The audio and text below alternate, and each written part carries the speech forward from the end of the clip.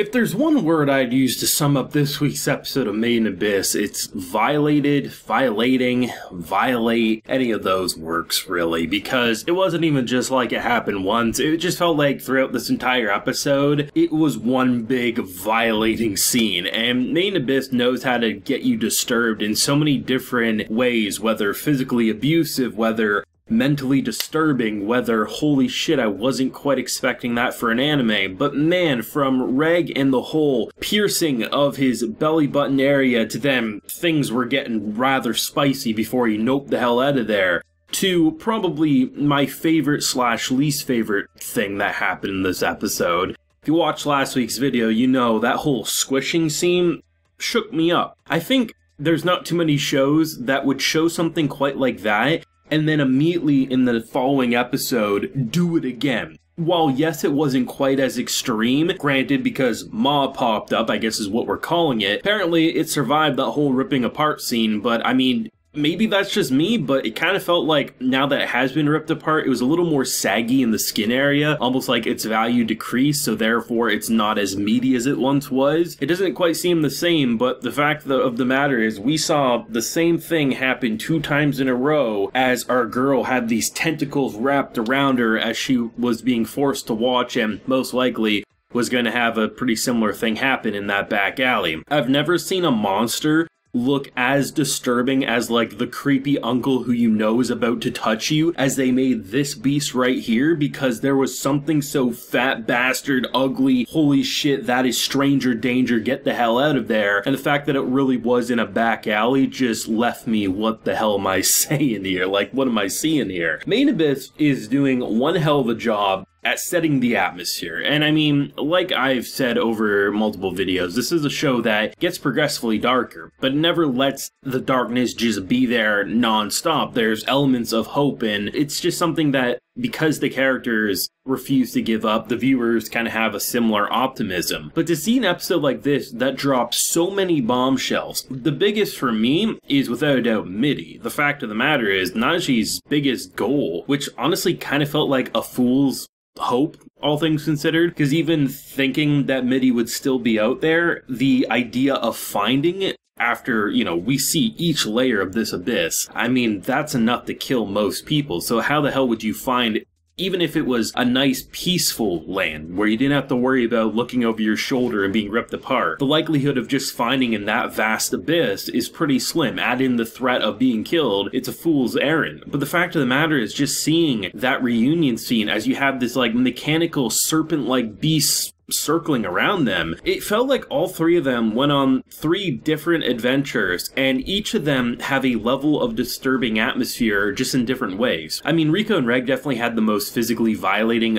out of the 3 there. I mean, in terms of Naji, she's definitely worried and not really sure what to think, and things could get very bad for her next week, given you don't quite know what's friend or foe, or if there is even a friend in this area. But ultimately, just seeing what they're able to do while progressing so many smaller plot points, like the whole idea of Reg's memory loss, and then having someone like this who pops up, and already we're like, okay, we're probably pretty interested in seeing where this plotline goes. First episode of this season, we get a whole new batch of characters, we get the confirmation at the very least one of them has turned into a hollow, like that's some interesting content. Add in the apparent, like, realization that she knows of Reg. The thing that caught me by surprise wasn't necessarily that she knew of Reg, but more so that she called Reg, because as we saw at the beginning of Made in Abyss, the one who seemingly gave that name was obviously our girl. So the fact of the matter is, it's interesting to see that someone knows so much, and the fact that it goes into such an animalistic way to verify that it is the same person, literally sniffing head to toe. There was some moments that, I mean, the whole pant region area, like, I'm pretty sure we all expected one thing to happen there before he literally got the hell out of Dodge. But the whole idea that she not only pierces and violates his skin, but then she licks it up, like, there's so much about the show that I find is so much more disturbing than characters getting their heads cut off, or characters getting brutally killed. There's something about them flinching and crying and tensing up at these moments of just, they feel like they're being violated, and from voice acting to the animation, it gets across that horrifying atmosphere. And I think for me, that's what makes this section of The Abyss so much more terrifying, is that on one hand, you have elements that seemingly are trying to help you, but because they're almost these animalistic creatures, that there's elements of humanity, or at the very least, they're able to have a conversation, because you can look at the restaurant scene when she orders that weird abomination that apparently tastes good, and we learn it's roasted testicles. The whole idea, like, yeah, it's talking, and apparently this one sage can talk too, but it almost feels like the whole idea of the way they perceive value, right? Just, there's something about just having things that should help you more than what they've dealt with up until this point of just creatures trying to hunt them and kill them.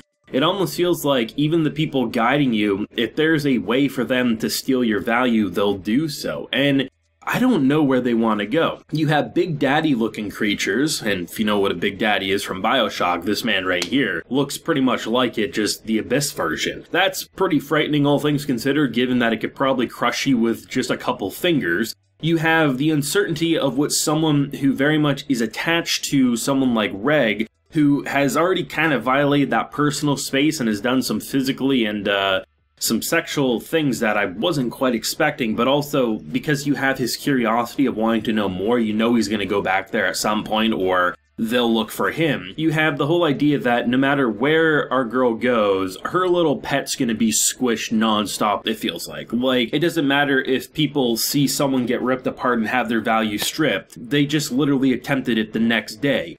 Then you have the whole Mitty situation, where we have what should be a boss fight in any other show, and that's not even seemingly the final thing we're going to deal with this season. There is so much going on, and it has your mind raced, disturbed, confused, excited, and kind of a little bit of every other emotion you can think of. The one thing that I could really do without at this point, where I feel like the first time, okay, makes sense, you're trying to show us, like, you know, the whole idea of what being an adventure in the Abyss is. Second time, okay, we're still showing it, but whatever. But once you get to, like, the fifth time in, like, a few episodes of just so much shit talk, you do have to wonder, do we still need to keep showing characters on the shitter, or these tentacles that basically wipe your ass? I don't think so. I think there's elements like the whole idea of squishing something and it just pops everything out. Sure, the whole idea of, you know, showing the sewn anus of, I think it was episode 2. I mean, that's pretty disturbing, but it goes to show just how messed up whatever they're dealing with is. But I do think we've kind of, we steered a little off course having moments of just seeing the diarrhea talk. I think, while yes, it would be a relevant aspect to adventuring, especially with all the different foods they're eating,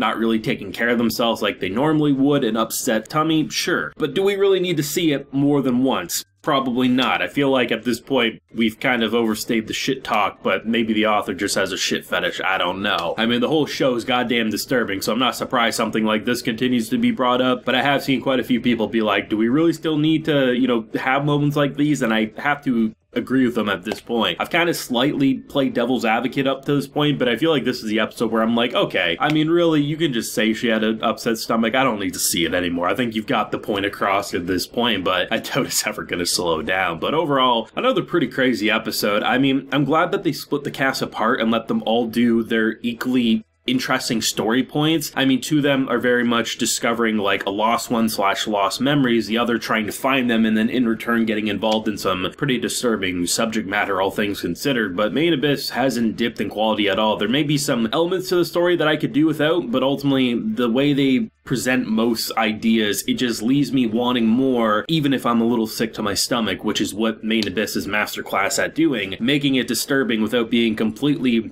despair and misery while giving a slight hint of hope, though I'd argue this was one of the least hopeful episodes, all things considered, even if there was a couple of elements from the restaurant scene to maybe even some moments prior to that, like the hope of looking for Mitty, all things considered, it's still pretty damn disturbing. But yeah, thoughts and feelings down below, leave a like if you enjoyed and subscribe if you're new around here. So until next time everyone, please take care and have a good one.